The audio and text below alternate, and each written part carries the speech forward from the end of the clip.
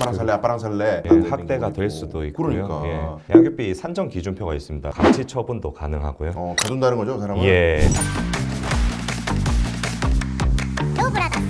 자, 이혼하면은 가장 중요한 문제 중 하나가 이 이성년자 아이를 누가 키울 거며 양육비를 어떻게 정할 건가 이 문제인데요. 친권하고 양육권 헷갈리시는 분이 있거든요. 예. 구분을 좀 해주시면 좋겠습니다. 비슷하지만 조금 다른데요. 친권은 부부가 이제 아이를 교육하고 보호하는 아이의 성장과 재반 이제 교육에 대한 결정을 할 권리이고, 양육권은 실제로 아이와 같이 지내면서 아이를 직접적으로 돌볼 권리입니다. 한쪽이 이제 이혼을 하면 양육권을 한쪽이 가지게 되고, 친권은 공동으로 행사하게 되는 거죠. 친권은 그야말로 부모로서 아동의 신분이나 이런 걸 결정할 때 굉장히 중요한 문제잖아요. 예. 양육권과 친권은 분리되는 개념이고 다르게 될 수도 있다. 한쪽에 양육권이 가고 친권은 공동으로 하고 할 그럴 수도 수도 있다. 있다. 예. 네, 그런 말씀해 주셨습니다. 자, 그래서 이혼할 때는 결국 양육권이 굉장히 중요한 쟁점이 되는데, 이 아이를 누가 데리고 갈 거냐, 누가 앞으로 키울 거냐, 이게 쟁점이 되는데, 결정되는 기준 일단 선언을 딱 해주시죠. 일단 법원은 아이의 복리를 가장 최우선으로, 아이의 복리, 아이의 복리를 가장 우선적으로 고려를 합니다. 행복과 이익이라고 보시면 되겠습니다. 기본적으로 양육권은 아이와 더 안정적인 환경에서 함께 할 수 있는 부모에게 돌아가는 경우가 많습니다. 경제력도 중요하겠죠. 부모 네. 중 일방의 경제력이랑 이런 부분이 많이 차이가 나면 그런 쪽으로 이제 법원이 손을 들어줄 수도 있지만, 가장 중요해 보는 거는 아이와의 유대 관계, 그렇지. 양육 환경을 종합적으로 평가합니다. 기존에 누가 또 양육을 했었다, 이런 부분이라. 어릴수록 어머니한테 가는 경향이 있는 것 같아요. 어릴수록 딸일수록 예. 엄마 쪽으로 많이 가는 경향이 있죠, 양육권이. 이에 거의 확실한 경향으로 어머니가 이제 엄마가 원했을 때는 웬만하면 갖고 가는 경우가 많습니다.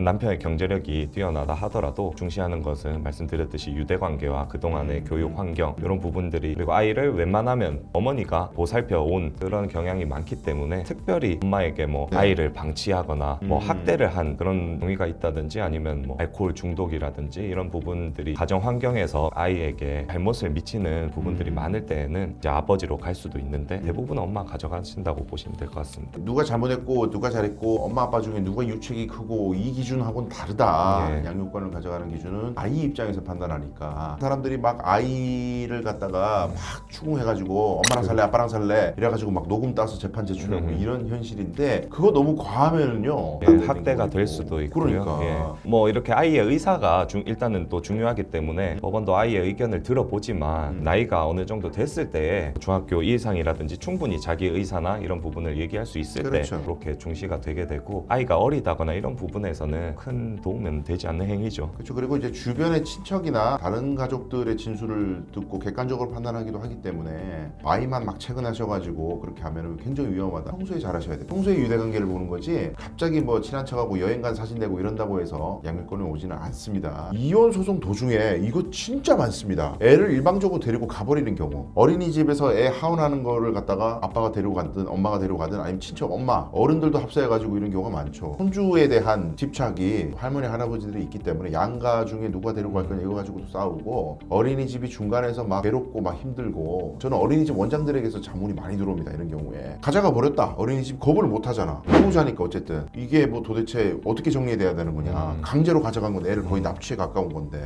이런 때 법적 구제 수단이 있습니까? 우선 가정법원을 통해서 해결하는 방법은, 우선 소송이 길어질 수가 있기 때문에 그렇죠. 이런 부분에서는 이제 법원에서 임시 양육자 지정 청구를 할 수 있습니다. 소송이 진행될 동안 마지막에 판결로 아이의 양육권을 누가 가져갈지 결정되기 전에 사전적으로 양육자를 임시로 정하는 절차가 있을 수 있고요. 만약에 정말 아이를 데려가 버렸다, 부당하게 데려갔다, 이런 경우에는 이제 아동 인도 심판 청구를 진행할 수 있고요. 정말 급한 경우다, 학대 우려가 이제 심각하게 있다거나 아니면 해외 도주를 하려고 한다, 이럴 경우에는 뭐 가처분까지 그렇게 진행을 할 수 있습니다. 주 양육자가 아닌 사람이 이렇게 강제로 내가 아빠인데 왜 뭐 이래가지고 가져가면 그것도 약취유인죄 될 수도 있습니다. 흔히 말하는 유괴죄가 될 수도 있으니까, 내가 할아버지인데 왜 안 돼? 이거는 굉장히 위험한 생각이다. 이제 그 다음 중요한 게 이제 양육비인데, 많은 분들이 사실 이건 알고 있어. 뭐 어디 인터넷 찾으면은 양육비 표 이래가지고 뭐 몇 인 가족이냐에 따라서 달라지고, 평균 소득이 뭐 부부 합산 얼마 여기에 따라서 표를 요즘에는 다 찾더라고요. 그게 결정되는 기준을 좀 그래도 설명해 주시면 좋겠어요. 양육비 양육비가 결정되는 것은 최근에도 또 음. 배우분의 뭐 그런 이제 일도 있었고 다들 이제 양육비나 이런 부분에 관심을 갖게 되셨는데 양육비 산정 기준표가 있습니다. 서울 가정법원에서 발표한 부분인데 가로축이 이제 부모의 소득 기준으로 합산소득이죠, 하고 부부의. 예, 합산소득을 기준으로 하고 세로축이 자녀의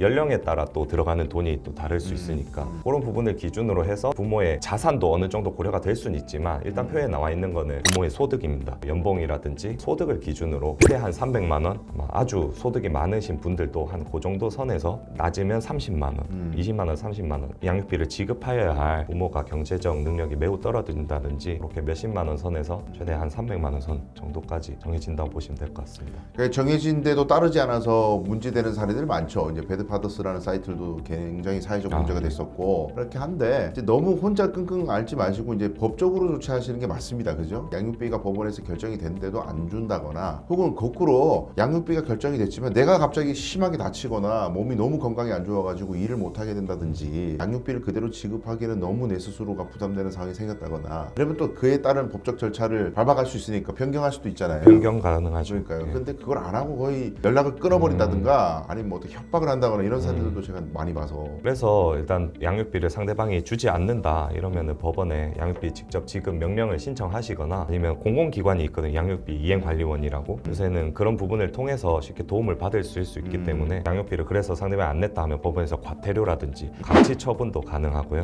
가둔다는 거죠, 그 사람은? 예, 급여를 압류한다, 상대방의 재산을 압류한다든지 뭐 형사처벌도 가능하고 그리고 최근에는 이제 양육비 미지급 배우자에게 신상 명단을 공개한다든지 오. 예, 그리고 출국 금지 명령을 내린다든지 운전면허도 정지를 시킨다든지 이런 처분도 가능합니다. 그러니까 혼자 하지 마시고 정성윤 변호사를 찾으셔서 법적 절차 뭐가 있는지 상담 받으시고 하시길 바라겠습니다.